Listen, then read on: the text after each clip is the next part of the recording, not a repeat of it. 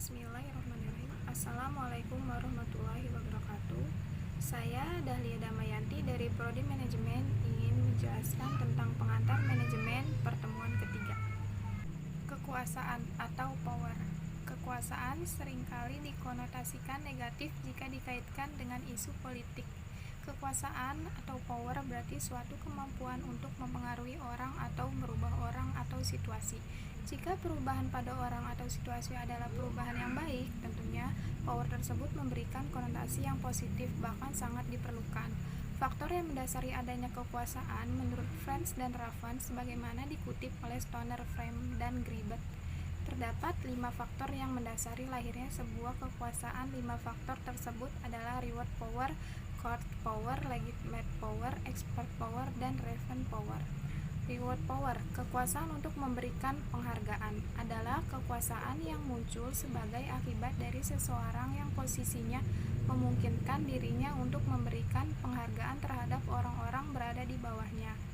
Corvus power, kekuasaan untuk memberikan hukuman atau kebalikan atau sisi negatif dari reward power. Kekuasaan ini merupakan kekuasaan seseorang untuk memberikan hukuman atas kinerja yang buruk yang ditunjukkan oleh tenaga kerja dalam sebuah organisasi.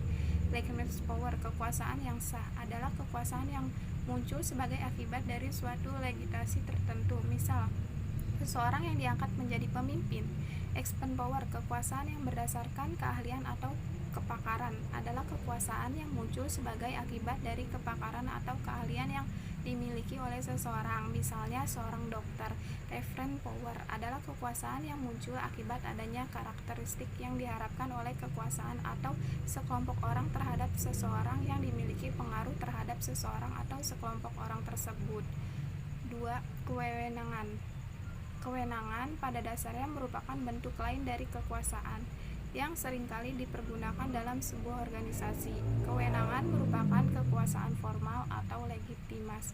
Seorang yang ditunjukkan atau dipilih untuk memimpin suatu organisasi, bagian atau departemen memiliki kewenangan atau kekuasaan yang legitimasi. 2. Pandangan mengenai kewenangan formal. Terdapat 2 pandangan mengenai kewenangan formal, yaitu pandangan klasik dan pandangan berdasarkan penerimaan. 1. Pandangan kasih kewenangan pada dasar terlahir sebagaimana akibat adanya kewenangan yang lebih tinggi dari kewenangan yang diberikan, misal seorang manajemen, seorang kapten. 2. Pandangan berdasarkan penerimaan. Tidak setiap kewenangan yang bersifat top down serta merta akan dijadikan oleh bawahan.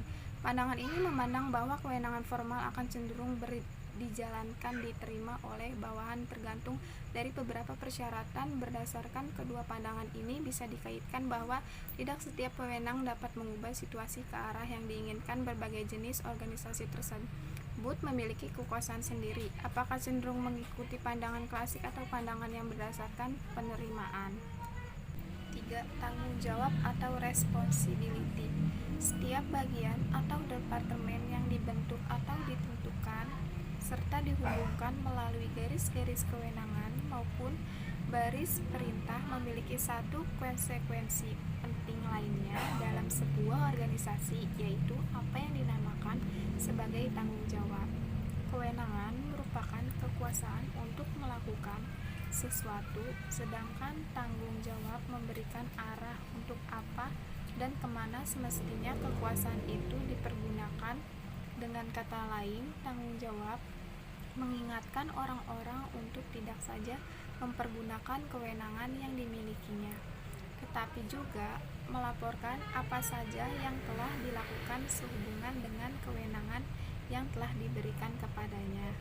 Oleh karena itu, perlu disadari bahwa setiap bagian dalam organisasi memiliki kewenangan, sekaligus juga tanggung jawab dalam pencapaian tujuan organisasi.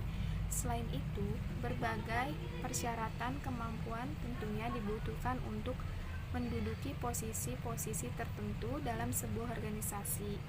Yang keempat, pelimpahan wewenang dan tanggung jawab atau delegation.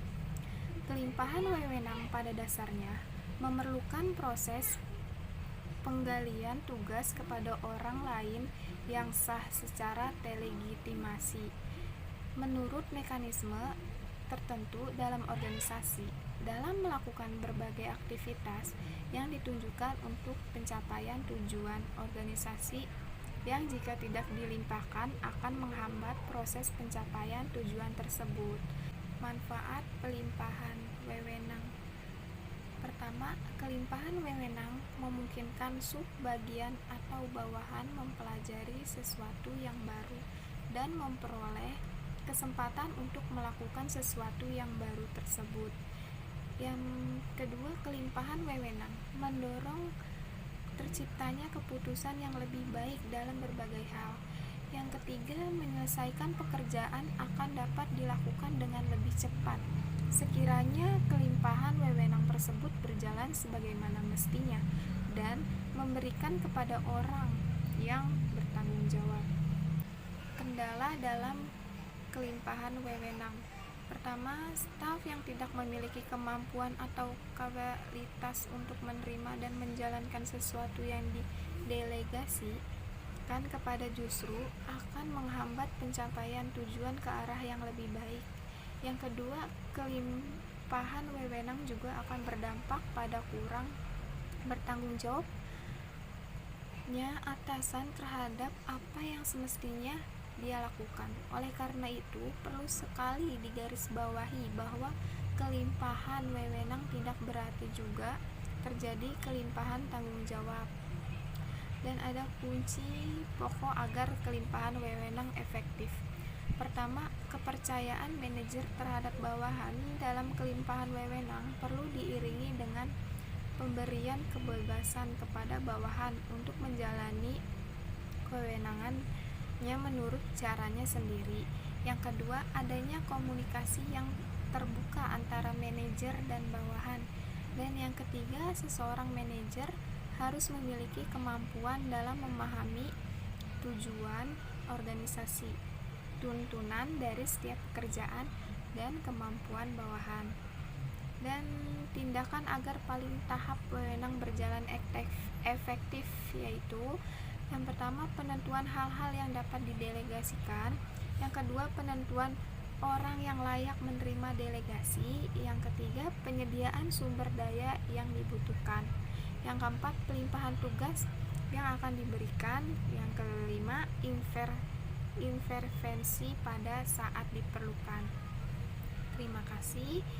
Itu saja yang bisa saya jelaskan. Kurang lebihnya saya mohon maaf. Wassalamualaikum warahmatullahi wabarakatuh.